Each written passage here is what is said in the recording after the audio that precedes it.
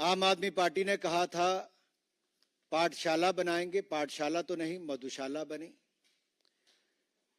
ये झाड़ू की बात करते थे, झाड़ू से दारू पे आए।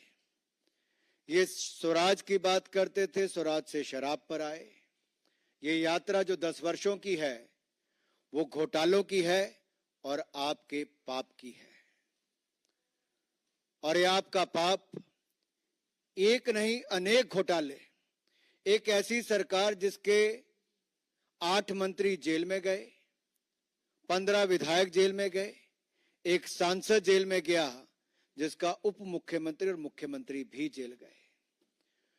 हिंदुस्तान के आजादी के बाद कोई ऐसी सरकार नहीं होगी जिसने इतने पाप किए होंगे जितने आपने किए।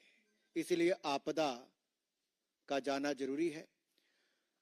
जब दिल्ली के लोगों की कोविड के समय सांसें उखड़ रही थी, ऑक्सीजन की कमी थी, सुविधाओं की कमी थी, जनता त्रस्त, आम आदमी मस्त थी, क्योंकि उस समय ताना बाना बुना जा रहा था शराब घोटाले का।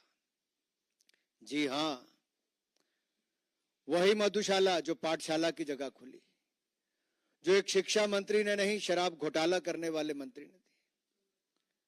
और इसके पीछे अगर आप जाएंगे डिटेल में तो 10 फाइंडिंग्स जो हैं, C&AG की रिपोर्ट की जो 10 फाइंडिंग है वो बहुत डिटेल में कहती हैं सब कुछ। मैं एक एक करके आपको बताता हूं। पहली फाइंडिंग क्या है? पहली फाइंडिंग, रेवेन्यू लॉस 2026, राजस्व हानि जो है वो 2026 करोड़ की है। और इसके कारण दूसरी finding, deviation from the objectives of policy, नीति के उद्देश्यों से विचलन होना। तीसरा, expert panel recommendations ignored bye GOM, विशेषज्ञ पैनल ने जो अपनी राय दी, सुझाव दिए, उसको GOM ने, ग्रुप ऑफ मिनिस्टर्स ने नजरअंदाज किया।